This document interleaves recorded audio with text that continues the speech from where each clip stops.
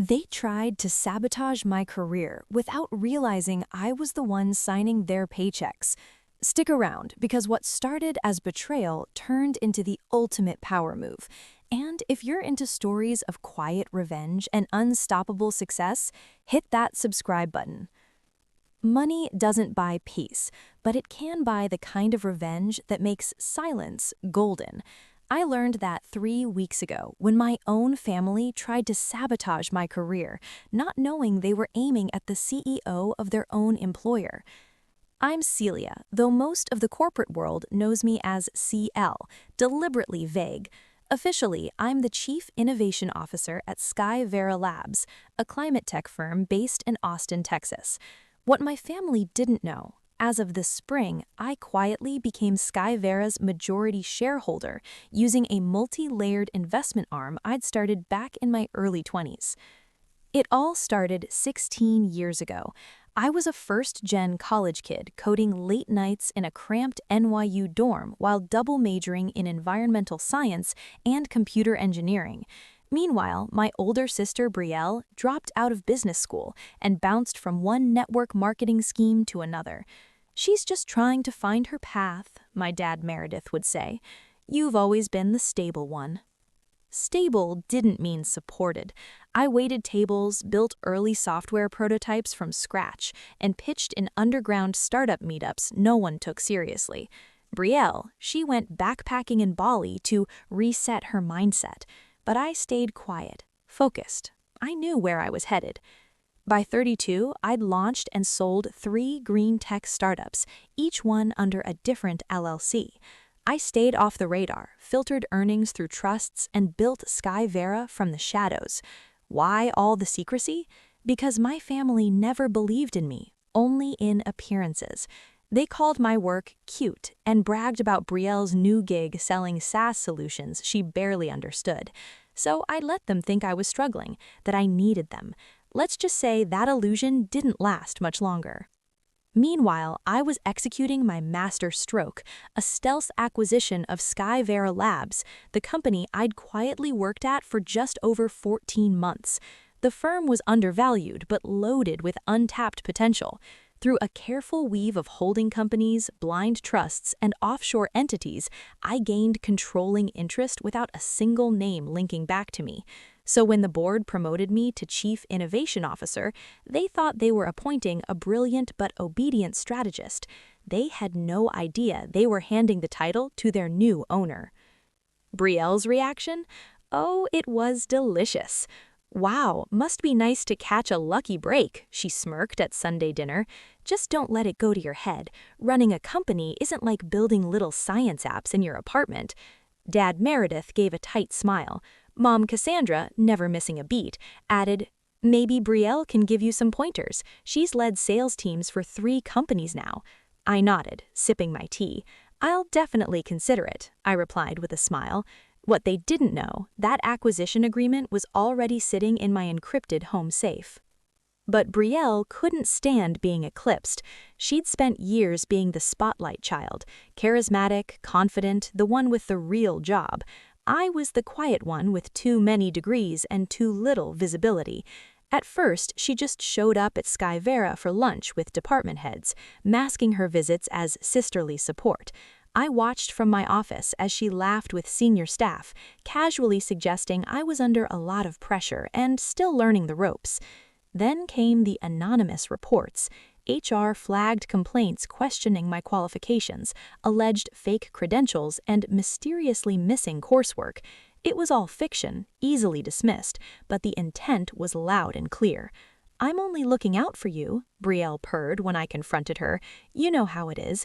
These companies love promoting women fast, quotas and all." She leaned in as if sharing a secret. "I'd hate to see you fall apart in front of everyone." I let her keep going, curious just how far she'd push. That answer came yesterday, hand-delivered to the board. A sleek, damning folder filled with forged evidence, bank records, emails, false timelines, claims of embezzlement, insider trading. They'd called for an emergency board meeting on Monday. Brielle must have heard something from her sales team grapevine, because at dinner last night she was practically glowing. "The board wants me present tomorrow," she said, airily containing her smugness. "Sounds like there's going to be a big shakeup at the top." Mom Cassandra clapped her hands. Dad Meredith raised a glass. Neither asked why I wasn't invited to this mysterious meeting about my own job. But what they didn't know, I had spent the entire night putting together a dossier of my own, documenting every manipulation, every whisper campaign, every forged detail Brielle had tried to weaponize against me. And this time, I was also including something even more powerful, the full ownership breakdown of Sky Vera Labs. Tomorrow, they'd find out who actually runs the company. If you think Brielle's about to get away with it, hit that subscribe button because what happens next changes everything. I should feel betrayed, hurt, maybe even heartbroken, knowing my own sister tried to destroy my career, and my parents, as always, couldn't see past her charm. But honestly, sitting in my office surrounded by color-coded evidence, fake transactions, altered screenshots, whispered HR rumors, I knew this moment was years in the making. Brielle's little coup attempt didn't break me.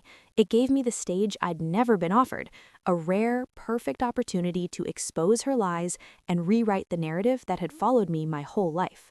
The board meeting was set for 9 a.m. sharp. They thought I'd be the one on trial, but they forgot something. I'm the one who wrote the rules. I arrived at Sky Vera at 7:45 a.m., coffee in hand, watching the final pieces slide into place. At 8:45, Brielle swept into the lobby in her sharpest power suit, flanked by our parents, smiling like it was a coronation. "Is the board ready for us?" she asked the front desk, radiating victory. From my second-floor office, I watched the three of them being ushered toward the executive wing. The directors followed, stone-faced, exactly as briefed. Every one of them had received my midnight message. At exactly 9 a.m., I stood, straightened my jacket, and stepped into the hallway. The moment had arrived. If you've ever been underestimated, outmaneuvered, or forced to play small for the sake of peace, don't miss what happens next. Hit that subscribe button because the real power move, it's only just beginning. Time to begin. Lennox Mercer, our board chair, was mid-sentence when I stepped through the door. "These allegations against Miss Celia are extremely serious." "Apologies for the delay," I said cheerfully, slipping into my seat at the head of the table. Brielle's head snapped up, confusion cutting through her smug expression like static. "Celia, this is a closed session. You weren't invited." I clasped my hands and smiled. "Actually, I invited myself.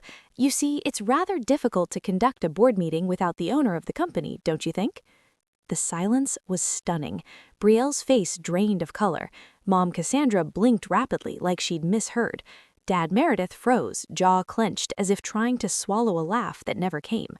"What are you even talking about?" Brielle spat. "Sky Vera's owned by shareholders." "It was," I said, turning to my assistant, Sage, who stepped forward with a sleek leather portfolio in hand. "Sky Vera Labs was publicly traded," I continued, "until 2 months ago when it was quietly acquired by Verdant Core Holdings. Care to guess who owns that?" Gasps. Pages turned. Directors' eyes widened as the documents reached their hands. Some had whispered about the buyout, wondered who was behind the silent trust with enough capital to take the company private. Now they knew. "This is a joke," Brielle stammered. "You couldn't possibly have pulled that off. You're just a coder, just the quiet one." "Yeah, I've heard it all before," I said with a practiced smile. "And you've said it enough times." I turned to Sage. "Would you mind?" She tapped her tablet. The room filled with Brielle's voice, calm and cutting, on a series of audio clips. "She's not cut out for real leadership," Brielle whispered in one. "She's smart, but she crumbles under pressure. The board will see that soon enough." Another recording crackled to life. "Honestly, she's only in that role because of diversity quotas, if we're being real." The temperature in the room dropped. No one moved. And just like that, the narrative began to unravel. For her, not for me. "Have you noticed any irregularities in her department's finances? Might be worth a closer look. Each whisper, every strategic manipulation, every planted doubt now playing back in surround sound like a perfectly orchestrated downfall. Only not mine."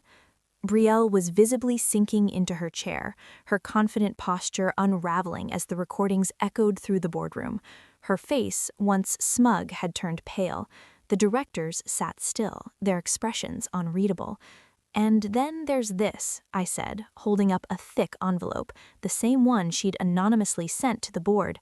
Inside, falsified spreadsheets, forged emails, a fabricated case built on desperation. Attempted character defamation, falsified misconduct, intentional sabotage of executive leadership, I said evenly. Did you really think no one would verify a single claim before acting? I was protecting the company, Brielle stammered, voice cracking. You're not qualified. You've always been the quiet one, the background character. You're not the one who deserves to win. I finished softly. No, Brielle, I'm the one who earned the right to lead, and now I'm the one exposing you for manipulating internal perception, compromising board integrity, and risking this company's future. Mom Cassandra finally spoke, her voice fragile. Surely you're not going to destroy your own sister's life over this. Like she didn't try to destroy mine, I turned to face her. Like you didn't show up expecting to watch me fall. Dad Meredith raised a hand halfway. We were just here to support Brielle. No, I said, locking eyes with him. You are doing what you've always done, betting on the wrong daughter. I turned back to the board, standing tall. I apologize for the dramatic nature of this meeting, I said, letting calm control my voice. But I needed everyone to fully grasp what's at stake. Miss Brielle has breached ethical and legal boundaries in her effort to remove me from my position. I paused, letting the words settle. She didn't just come after me, she endangered this company's reputation and regulatory standing. Lennox Mercer cleared his throat. Miss Celia, what would you like the board to do? I sat again, folding my hands neatly. First, I request that the board formally dismiss all allegations against me based on verified evidence and internal review. Second, I move for immediate disciplinary action against Miss Brielle for misconduct. I also request that a formal letter be sent to Brielle's employer, I said evenly, detailing her misconduct, complete with audio files, fabricated evidence, and her attempts at corporate sabotage. Her actions should follow her professionally. You'll destroy my career, Brielle gasped, her voice thin and shaking. Like you tried to destroy mine, I asked, voice calm yet razor sharp. The difference is I have proof, real documents, real recordings. You had forged spreadsheets and hope. I turned back to the board. Finally, I request that Brielle and both of our parents be permanently banned from Sky Vera Labs property. Any contact with staff or interference with company operations will result in immediate legal escalation. Celia, please, Mom Cassandra cried out, mascara streaking down her cheeks. We're family. I gave a quiet, bitter laugh. Family celebrates your wins. Family lifts you when you're low. Family doesn't try to erase your life's work out of jealousy. I slid one final folder across the polished conference table. This, I said, is the acquisition agreement for my first climate tech startup. I sold it for $50 million when I was 27. The second, $180 million 2 years later. I looked at Dad Meredith. I could have bought that country club membership you always wanted, could have paid for all those lavish vacations you handed Brielle like gold stars, but I didn't. They stared at the pages, stunned, watching the numbers crumble every story they told themselves about who I was. I stayed quiet, I said, because I wanted to see who'd stand beside me when they thought I had nothing. I glanced at Brielle. You all failed. She looked pale. You're ending my career, she whispered. No, I replied. You ended it the moment you tried to sabotage mine. The only difference is you actually did the things you are being accused of. I gathered my folders and stood. This meeting is officially adjourned, I said, nodding to Lennox. Please ensure the record is secured. Then I turned to them. Brielle, Mom, Dad, security will escort you out. Wait, Brielle called, her voice breaking as I reached the door. Please, I was jealous. I couldn't stand that you were finally winning. Her voice trembled. We can fix this, can't we? We're still family. I turned back one final time. Do you know the difference between us, Brielle? She looked up, her eyes glassy, the last remnants of pride dissolving. When you thought I was struggling, you pushed me even lower. When I was thriving, I stayed quiet just so you wouldn't feel small. I exhaled. That's the difference between real success and the game you've been playing. The weeks that followed were revealing. Brielle was swiftly let go. Her employer wasted no time once they reviewed the audio clips and documented proof. Word of my ownership at Skyvera Labs spread beyond our boardroom, and suddenly the same social circles that once worshipped my sister began whispering my name instead. My parents left teary voicemails. Brielle sent handwritten letters. Her therapist even emailed assuring me she was taking accountability. I archived them all. 3 months later, I was wrapping up a late strategy session when Sage buzzed in. "There's someone here, says it's personal." It was Brielle, but not the polished, camera-ready Brielle I'd always known. She looked smaller, worn, her designer wardrobe replaced by a plain blouse and jeans. No glitzy jewelry, no performative confidence. "I'm not staying," she said, holding up a hand. "I just needed to say something." She stepped forward and placed a manila envelope on my desk. "This has everything. Old passwords, contacts, everything I used while trying to sabotage you. I'm also sending statements to the board and my former company. No spin, no excuses." I stayed silent. "Why now?" I asked at last. "Because you were right," she said softly. "I wasn't building anything. You were, and I hated you for it." She turned to leave, paused at the door.